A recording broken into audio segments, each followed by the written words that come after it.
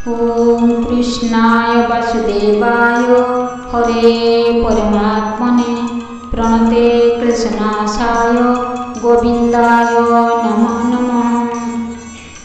बंधुगण, भगवान कृष्णଙ୍କର केतोटी अमूल्यवाणी श्रवण करिबा जहा प्रत्येक जीवन को सरस सुंदर और विपदमुक्त करिबो एवं दैनंदिन जीवन रे एही पथ अनुसरण करि चलिले मुख्य प्राप्तिर द्वार उन्मुक्त होइजिबो। भगवान श्रीकृष्ण कहती कर्मण्येवाधिकारस्ते मा फलेषु कदाचन मा कर्म फल हेतु भूमाते संगस्त्र कर्मणि। कर्म करि जाओ किंतु परिणाम रे आसक्त रख नहीं। जय पराजय भली कर्म फलरू मुक्त होई निजर कर्तव्य करि जाओ। कर्म निमंत कर्म करि जाओ, फल पाई नुहे। निर्विकार आउ निरपेक्ष भाव में कर्म कर। निजको कर्म रे कर्ता बोली कदापि भाव नहीं। निजको कर्म रे लिप्त कर नहीं, कारण तुमे कर्ता नुह। तुमे भावुछ कि निज इच्छा रे जहा किछि करिजिवो, यह तुमर भ्रम अटे। तुमे जहा चाहिबो ताहा हेबो, ताहा हेबो नाही, किंतु जहा न चाहिबो ताहा होइजिवो। कारण नियम को तुमे नुहे। तुमर संपूर्ण शक्ति खटाई तुमे काहार के मारि परिबो नहीं कि तुम इच्छा अनुसार कहीं मरबे नहीं। सुतरां मु यह करुछि, मु यह करिबि इत्यादि अहंकार भाव मनरू परित्याग करिदियो। ए सब भाव तुमर भ्रमरू ही उत्पन्न होइथाए। अतएव अनासक्त भाव परिणाम को आशा न करी तार कर्तव्य पूरा करो। तुमे ईश्वर को उपासना करने को चाह तेबे निज कर्म माध्यम रे ताहा करो। कर्म ही तुमर पत्र पुष्प फल एवं दुग्ध आदि नैवेद्य। एणु निजर समस्त कर्म ईश्वर को समर्पण कर दियो। हे मानव, अन्यर प्रशंसा करी आत्मसंतोष लाभ कर नहीं, किंबा निजे निजर प्रशंसा कर नहीं। निजर व्यक्तित्व और दक्षता निजर कर्म द्वारा ही प्रकाश पाए एवं कर्म ही जीवनर मानदंड। जहाँ हेउछि ठीक हेउछि, जहाँ हेबो मते ठीक हेबो। तांको बिना इंगितर गछर पत्रटिए भी हलेनी। काहेकि कांदुछ?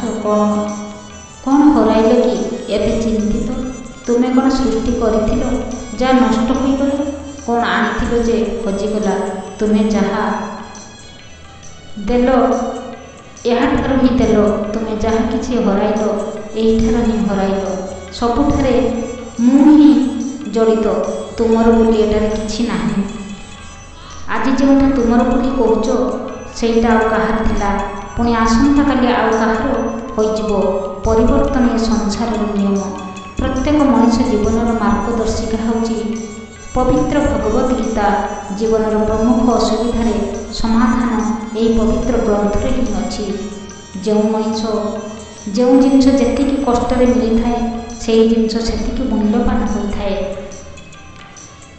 शत्रु को शत्रु द्वारा जय करा जाई पारे नहीं, मित्रता द्वारा ही जय करा जाए।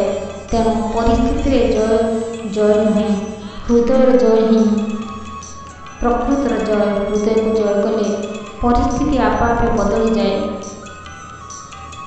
रूप को सजाई परिचय दिया जाए ना, केवल कर्म द्वारा ही निजर परिचय मिली थाए। भूल को स्वीकार करने अर्थ सत्यर स्वागत करने, यह भिन्नता नुहे। तुम्हें जो बदगुण को प्रयोग कर अन्य अनिष्ट करुछ, से बदगुण द्वारा ही निजे नष्ट हो। तेणु जिते शीघ्र पार बदगुण ठार दूरे रहो। अज्ञानी माने शीघ्र रागी जाती। सत्य को बुझिबार क्षमता तांकर न थाए, कारण भूल को भूल बोली स्वीकार करिबार सत्यता को सेमाने बुझिबा को असमर्थ अटंती। युक्ति द्वारा युक्ति मिले, प्रकृत सत्य मिले नहीं। केवल आत्मनिष्ठ होई बारंबार ध्यान द्वारा भावाविष्ट हेले जाई तांको लाभ करा जाई परिबो। निज धर्म को पालन न करी अन्य धर्म को निंदा बा प्रशंसा करने प्रकृत लज्जार विषय। प्रथम निज धर्म कौन जानी ताको पालन कर यत्नवान होगा पड़ो। ଯେ ଭୁଲ କରେ ସେ ଅନ୍ୟର ଭୁଲକୁ ବାରମ୍ବାର ଖୋଜିଥାଏ। ଦୁଃଖ ଓ ଦରିଦ୍ର ମନୁଷ୍ୟକୁ କାମନା ବାସନା ଠାରୁ ଦୂରକୁ ନେଇଯାଏ, ଫଳରେ ଭଗବତ ପ୍ରାପ୍ତିର ପଥ ପରିଷ୍କାର ହୋଇଯାଏ। କିନ୍ତୁ ଧନୀମାନେ ଭୋଗ ବିଳାସରେ ମାତିଥିବାରୁ ସେମାନଙ୍କର କାମନା ନିରନ୍ତର ବଢ଼ିବାରେ ଲାଗିଥାଏ, ଯାହାଫଳରେ ଭଗବତ ପ୍ରାପ୍ତିର ପଥ ରୁଦ୍ଧ ହୋଇଯାଏ ଏବଂ ଫଳସ୍ୱରୂପ ଭଗବାନଙ୍କ ଠାରୁ ସେମାନେ ଦୂରେଇ ଯାଆନ୍ତି। ଭଗବାନଙ୍କର ପ୍ରକୃତ ପ୍ରିୟ ସନ୍ତାନ ସେହିମାନେ ଯେଉଁମାନେ କାର୍ଯ୍ୟକୁ ନିଷ୍ଠାର ସହିତ ସମ୍ପାଦନ କରିଥାନ୍ତି। ପ୍ରକୃତରେ ବୀର ସେହିମାନେ ଯେ ମୃତ୍ୟୁକୁ ଭୟ ନ କରି ଭଗବତ କାର୍ଯ୍ୟରେ ନିଜକୁ ପ୍ରତି କରିଥାଏ। ଯେ ଯେତିକି ଜାଣେ ସେ ସେତିକି କହେ, ହେଲେ ଆଉ କିଛି ଯେ ଜାଣିବାର ବିଷୟ ଅଛି, ଏହି ଭାବ ଦୃଢ଼ ହେଲେ ତାର ନିଶ୍ଚୟ ଉନ୍ନତି ହେବ, ଏଥିରେ ସନ୍ଦେହ ନାହିଁ। ମନୁଷ୍ୟ ଭୁଲ କରି ଦୁଃଖରୁ ଉଦ୍ଧାର ପାଇବା ପାଇଁ ଶେଷରେ ସତ୍ୟର ଆଶ୍ରୟ ନେଇଥାଏ, ହେଲେ ମନୁଷ୍ୟ ପ୍ରଥମରୁ ସତ୍ୟର ଆଶ୍ରୟ ନ ନେବା ଫଳରେ ଦୁଃଖର ଶିକାର ହୋଇଥାଏ। ଏହାର କାରଣ ହେଉଛି ତାର ଅଜ୍ଞାନତା। ଏଭଳି କେତେକ ଲୋକ ଅଛନ୍ତି ଯେଉଁମାନେ ମାଛ, ମାଂସ, ପିଆଜ, ରସୁଣ ନ ଖାଉଥିବାରୁ ମନେ ମନେ ଗର୍ବ ଅନୁଭବ କରନ୍ତି, କିନ୍ତୁ ଜ୍ଞାନ ଆହରଣ ପ୍ରତି ସେମାନଙ୍କର ନିଷ୍ଠା ନଥାଏ। ପିତା ଯେପରି ସମସ୍ତ ପୁତ୍ରକୁ ସମାନ ଦୃଷ୍ଟିରେ ଦେଖନ୍ତି, ପରମେଶ୍ୱର ମଧ୍ୟ ସେହିଭଳି ସମସ୍ତଙ୍କୁ ସମାନ ଭାବରେ ଦେଖିଥାନ୍ତି। ହେଲେ ନିଜର କର୍ମଫଳ ଦ୍ୱାରା ହିଁ ମନୁଷ୍ୟ ସୁଖ ଦୁଃଖ ଭୋଗ କରିଥାଏ। କିନ୍ତୁ ମନୁଷ୍ୟ ଯେତେବେଳେ ସମସ୍ତ କର୍ମଫଳ ତାଙ୍କୁ ଅର୍ପଣ କରିଦିଏ, ସେତେବେଳେ ସେ କର୍ମଫଳ ଜନିତ ଦୁଃଖରୁ ଉଦ୍ଧାର ପାଏ। ହେଲେ ଦୁଃଖର ବିଷୟ ଯେ ଅଜ୍ଞାନୀ ମନୁଷ୍ୟ ନିଜେ ହିଁ ନିଜ କର୍ମର କର୍ତ୍ତା ଓ ଫଳ ଭୋଗକାରୀ ବୋଲି ବୁଝିଥାଏ। ସବୁବେଳେ ଭୁଲକୁ ଦେଖ, କାରଣ ଭୁଲକୁ ଦେଖିବା ଦ୍ୱାରା ପୁଣ୍ୟ ବଢ଼ିବା ଯୋଗୁଁ ଆତ୍ମାର ଉନ୍ନତି ହୁଏ, କିନ୍ତୁ ପାପକୁ ଦେଖିବା ଦ୍ୱାରା ନିଜଠାରେ ପାପ ପ୍ରବେଶ କରେ ଏବଂ ନିଜକୁ ଅବନତି ଘଟାଏ। ଯଦି ସ୍ଥୂଳ ରୂପରେ ପ୍ରକାଶ ପାଉଥିବା ମନୁଷ୍ୟର ନିବିଡ଼ ସଂସ୍ପର୍ଶରେ ଆସି ସୁଦ୍ଧା ତାହାର ଅନ୍ତର୍ନିହିତ ଶକ୍ତିକୁ ବୁଝିପାରୁନ, ତେବେ ଭଗବତ ଶକ୍ତିକୁ କି ଭାବରେ ବୁଝିପାରିବ? ଦ୍ୱୈତ ଭାବ ଯେଉଁଠି ସେଠି ତର୍କ ହୁଏ ଏବଂ ଯେଉଁଠି ଅଦ୍ୱୈତ ଭାବ ସେଠାରେ ତର୍କର ପ୍ରଶ୍ନ ଉଠେ ନାହିଁ। ସମସ୍ତ ଯୁକ୍ତି ତର୍କର ଶେଷ ଯେଉଁଠି ସେହିଠାରେ ହିଁ ପରମ ସତ୍ୟର ଆରମ୍ଭ ହୋଇଥାଏ। ଅଜ୍ଞାନୀମାନଙ୍କ ପାଇଁ ସାକାର ମାଧ୍ୟମ ହୋଇପାରେ, ମାତ୍ର ଜନ୍ମାନ୍ତକୁ ବୁଝିବାକୁ ହେଲେ ସାକାର ମାଧ୍ୟମ ଦରକାର ପଡ଼େ ନାହିଁ। ଅତଏବ ବୁଝାଇବା ଓ ବୁଝିବାକୁ ଜ୍ଞାନ ନିମନ୍ତେ ଆବଶ୍ୟକ। ଆମେ ପ୍ରାୟତଃ ରୂପକୁ ଦେଖି ଆକୃଷ୍ଟ ହୋଇଥାଉ, ଜ୍ଞାନୀ ଗୁଣୀକୁ ଦେଖି ଆକୃଷ୍ଟ ହୋଇଥାଏ। ମହାପୁରୁଷମାନେ ଭାବ ଲୋକରେ ପହଞ୍ଚି ଆତ୍ମାକୁ ଅନୁଭବ କରି ଆତ୍ମା ପ୍ରତି ଆକୃଷ୍ଟ ହୋଇଥାନ୍ତି। ଅହଂଭାବ ଥିବା ପର୍ଯ୍ୟନ୍ତ ଆତ୍ମଦର୍ଶନ ଅସମ୍ଭବ ହୋଇଥାଏ। ସତ୍ ଜ୍ଞାନ ଶିକ୍ଷାରୁ ହିଁ ଅହଂଭାବ ଦୂର ହୁଏ। ସୁତରାଂ ପ୍ରତ୍ୟେକଙ୍କର ସତ୍ ଜ୍ଞାନ ଶିକ୍ଷା କରିବା କର୍ତ୍ତବ୍ୟ। ଶରୀର ନଷ୍ଟ ହେବା ମୃତ୍ୟୁ ନୁହେଁ, ଦୁଃଖ ଓ ଭୟର କାତର ହେବା ହିଁ ପ୍ରକୃତରେ ମୃତ୍ୟୁ। ଧନଠାରୁ ଜ୍ଞାନ ବଡ଼, କାରଣ ଧନକୁ ଆମେ ରକ୍ଷା କରୁ, ଆମକୁ ଜ୍ଞାନ ରକ୍ଷା କରେ। ଯାହାର ମନ ଯେତେ ସଂଶୟାଚ୍ଛନ୍ନ ସେ ସେତେ ମୃତବତ୍, ଯେ ଯେତେ ଜ୍ଞାନବାନ ସେ ସେତେ ଜୀବନ୍ତ ଓ ପ୍ରାଣବନ୍ତ ହୋଇଥାଏ। ପ୍ରକୃତରେ ଯେ ଜାଣିବାକୁ ଇଚ୍ଛା କରେ ସେ କିଛି ପାଏ, ଯେ ନ ଜାଣି ପାଇବାକୁ ଇଚ୍ଛା କରେ ସେ ହରାଇଥାଏ। ଜ୍ଞାନୀ ଆମେ ତାଙ୍କୁ ହିଁ କହିବା ଯେ ନିଜର ଜ୍ଞାନଠାରୁ ଆହୁରି ଅଧିକ ଜ୍ଞାନ ଅଛି ବୋଲି ବିବେଚନା କରିବା ସଙ୍ଗେ ସଙ୍ଗେ ପରମ ସତ୍ୟକୁ ଜାଣିବା ଯେ ପ୍ରକୃତ ଜ୍ଞାନ। ଏ ବିଚାର କରେ ସେ ପ୍ରକୃତରେ ଜ୍ଞାନୀ।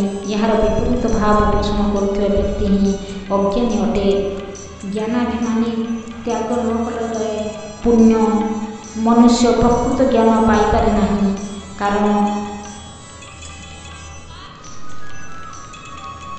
ବିପଦ ନୈବ ବିପଦ, ସମ୍ପଦ ନୈବ ସମ୍ପଦ, ବିପଦ ବିସ୍ମରନ୍ତି ବିଷ୍ଣୁ, ସମ୍ପଦ ନାରାୟଣ ସ୍ମୃତି। ବିପଦ ପ୍ରକୃତରେ ବିପଦ ନୁହେଁ କି ସମ୍ପଦ ନୁହେଁ, କିନ୍ତୁ ବିଷ୍ଣୁକୁ ଭୁଲିଯିବା ବିପଦ ଅଟେ ତଥା ନାରାୟଣଙ୍କୁ ସଦା ସ୍ମରଣ କରିବା ସମ୍ପଦ ଅଟେ। ଆମେ ସମସ୍ତେ ସୁଖୀ ନିରୋଗ ହେଉ ତଥା ଆମେ ପରସ୍ପର ପ୍ରତି ସଦା ଭଦ୍ର ବ୍ୟବହାର କରିବା ସ୍ଥିତିରେ ରହୁ ଏବଂ କେହି କେବେ ଦୁଃଖ ଭୋଗ ନ କରୁ। ରୂପଠାରୁ ଗୁଣ ସୁନ୍ଦର, ଗୁଣଠାରୁ ଜ୍ଞାନ ସୁନ୍ଦର, ଜ୍ଞାନଠାରୁ ଭଗବାନ ସୁନ୍ଦର, ଅର୍ଥାତ୍ ଭଗବାନ ରୂପ ଗୁଣ ଜ୍ଞାନ ଭାବରେ ପ୍ରକାଶମାନ। ତେଣୁ ଜ୍ଞାନୀ ଭଗବାନଙ୍କୁ ବୁଝିପାରି ସମସ୍ତ ସୌନ୍ଦର୍ଯ୍ୟର ଅଧିକାରୀ ହୋଇଥାଏ। ଯଦି ପାପମୁକ୍ତ ହେବାକୁ ଚାହଁ ତେବେ ମନକୁ ପରିବର୍ତ୍ତନ କର, କାରଣ ମନର ପରିବର୍ତ୍ତନ ହେଲେ ସବୁକିଛି ବେଳେବେଳେ ପରିବର୍ତ୍ତିତ ହୋଇଯାଏ। ଅନ୍ତରରେ ଯାହା ଥାଏ ତାହା ହିଁ ଆଚରଣରେ ପ୍ରକାଶ ପାଏ, ଅର୍ଥାତ୍ ଆଚରଣ ଦ୍ୱାରା ହିଁ ବ୍ୟକ୍ତିତ୍ୱକୁ ବୁଝିହୁଏ। ମନୁଷ୍ୟ ଅଭିମାନ ତ୍ୟାଗ କରି ସମସ୍ତଙ୍କର ପ୍ରିୟ, କ୍ରୋଧ ତ୍ୟାଗ କରି ଶୋକମୁକ୍ତ, କାମନା ତ୍ୟାଗ କରି ଅର୍ଥବାନ ଓ ଲୋଭ ତ୍ୟାଗ କରି ପ୍ରକୃତ ସୁଖୀ ହୋଇପାରିଥାଏ। ବିନା କର୍ତ୍ତବ୍ୟରେ ଲକ୍ଷ୍ୟ ସିଦ୍ଧ ହୁଏ ନାହିଁ। ଜିଜ୍ଞାସା ଓ ମନନ ଦ୍ୱାରା ହିଁ ଲକ୍ଷ୍ୟ ସିଦ୍ଧିର ପଥ ସୁଗମ ହୋଇଥାଏ। ଉତ୍ତମ ଭାବେ ବିଚାର କର, ନିବିଡ଼ ଭାବେ ବିଚାର କର ଏବଂ ସତ୍ୟର ସନ୍ଧାନ କର। ନିଶ୍ଚିତ ଭାବରେ ତାହା ପାଇବ ବୋଲି ଆତ୍ମବିଶ୍ୱାସ ରଖ। ଯେ ଭଗବାନଙ୍କର ନିୟମକୁ ପାଳନ କରିବାରେ ସବୁବେଳେ ତତ୍ପର, ସେ ହିଁ ପ୍ରକୃତରେ ଭଗବାନଙ୍କର ଶ୍ରେଷ୍ଠ ଭକ୍ତ ଅଟନ୍ତି। ସତ୍ ଚିନ୍ତା, ସତ୍ କର୍ମ, ସତ୍ ଉପଦେଶ ଦ୍ୱାରା ସମାଜରେ ମଙ୍ଗଳ ହୋଇପାରେ। ନିଜର ସଦ୍ଗୁଣ ଥିଲେ ମଧ୍ୟ ଦୀପତଳ ଅନ୍ଧାର ପରି ଅଜ୍ଞାନ ରୂପକ ଛାୟା ଦ୍ୱାରା ନିଜକୁ ଦେଖିବା ଚିହ୍ନି ପାରୁନାହିଁ। ସୁତରାଂ ନିଜର ତେଜକୁ ବୃଦ୍ଧି କର, ସୂକ୍ଷ୍ମରୁ ସୂକ୍ଷ୍ମତର କର, କାରଣ ସୂକ୍ଷ୍ମ ହୋଇପାରିଲେ ପ୍ରତ୍ୟେକ ବସ୍ତୁ ବା ବିଷୟକୁ ଭେଦ କରିପାରିବ ଓ ସେଥିରେ ଲୀନ ହୋଇପାରିବ। ମନେ ରଖ, ସୂକ୍ଷ୍ମର ଛାୟା ନାହିଁ ଅଛି ସ୍ଥୂଳରେ। ବିଜ୍ଞ ଭାବରେ ବିନମ୍ର ହୁଅ, ଦୃଢ଼ ନ ହୋଇ ଦୃଢ଼ ବିଶ୍ୱାସୀ ହୁଅ। ସମାଲୋଚନାକୁ ସ୍ୱାଗତ କରି ଏବଂ ଆତ୍ମସମୀକ୍ଷା କର। ଭଗବାନଙ୍କୁ ନ ପାଇବା ଯେତେ ବଡ଼ କଥା ନୁହେଁ, ତାଙ୍କୁ ସ୍ମରଣ ନ କରିବା ହିଁ ବଡ଼ କଥା। ନମ୍ର ଭାବ ଏବଂ ଶକ୍ତି, ଯେତେ ନମ୍ର ଭାବ ଏକ ଶକ୍ତି ଅଟେ। ଯେତେ ନମ୍ର ଭାବ ପୋଷଣ କରିବ ସେ ସେତେ ଶକ୍ତିଶାଳୀ ହେବ। ସୁତରାଂ ନମ୍ରତା ହିଁ ଶକ୍ତିଶାଳୀର ଭୂଷଣ ଅଟେ। ଅନ୍ୟକୁ ସାକ୍ଷ୍ୟ ରଖ ନାହିଁ, କାରଣ ନିଜେ କର୍ତ୍ତା, ନିଜେ ଫଳଭୋଗକାରୀ, ପୁନଶ୍ଚ ନିଜେ ହିଁ ସାକ୍ଷୀ ଏବଂ ଭଗବାନଙ୍କ ଦରବାରରେ ନିଜେ ନିଜକୁ ହିଁ ସାକ୍ଷ୍ୟ ଦେବାକୁ ପଡ଼ିବ। ମନୁଷ୍ୟ ଯାହା କରେ ତାହାର ଫଳ ହିଁ ଭୋଗ କରେ। ଏଣୁ କିଛି କରିବା ପୂର୍ବରୁ ବାରମ୍ବାର ବିଚାର କରିବା ଆବଶ୍ୟକ। କୌଣସି କାମରେ କେବେହେଲେ ନିରାଶ ହୁଅ ନାହିଁ। ସଫଳତା ଓ ବିଫଳତା କର୍ମର ଦୁଇଟି ଦିଗ ଅଟେ। କର୍ମ ଯଦି ତୁମର କର୍ତ୍ତବ୍ୟ ହୁଏ ତେବେ ତାର ଅନ୍ତିମ ଲକ୍ଷ୍ୟ ସିଦ୍ଧି ସୁନିଶ୍ଚିତ। ଧର୍ମରେ ଚାଲିଲେ ମୁକ୍ତି ସୁନିଶ୍ଚିତ, କିନ୍ତୁ ଆମେ ଅଧର୍ମରେ ଚାଲି ପରେ ରୋଦନ କରୁ ଓ ରକ୍ଷା ପାଇବା ପାଇଁ ଈଶ୍ୱରଙ୍କ ଆଶ୍ରୟ ଲୋଡ଼ୁ। ଏହାଦ୍ୱାରା କ'ଣ ଆମେ ରକ୍ଷା ପାଇପାରିବା? ରକ୍ଷା ପାଇବାକୁ ହେଲେ ପ୍ରଥମେ ଭୁଲକୁ ସ୍ୱୀକାର କରି ଦ୍ୱିତୀୟବାର ଭୁଲ ନ କରିବା ପାଇଁ ଦୃଢ଼ ସଂକଳ୍ପ କରିବା ଏବଂ ଧର୍ମ ଆଚରଣ କରିବା। ମନେ ରଖ, ମନୁଷ୍ୟ ଯେପରି କାର୍ଯ୍ୟ କରେ ସେ ସେହିପରି ଫଳ ପାଇଥାଏ। ଆନନ୍ଦିତ ହୁଅ, ଉଲ୍ଲସିତ ହୁଅ, କାରଣ ତୁମର ଯାହା ଦରକାର ତାହା ଭଗବାନ ତୁମର ମନ ମୁତାବକ ସୃଷ୍ଟି ସର୍ଜନା କରିଛନ୍ତି ଏବଂ ତତ୍ ସମ୍ବନ୍ଧୀୟ ଜ୍ଞାନ ମଧ୍ୟ ଦେଇଛନ୍ତି।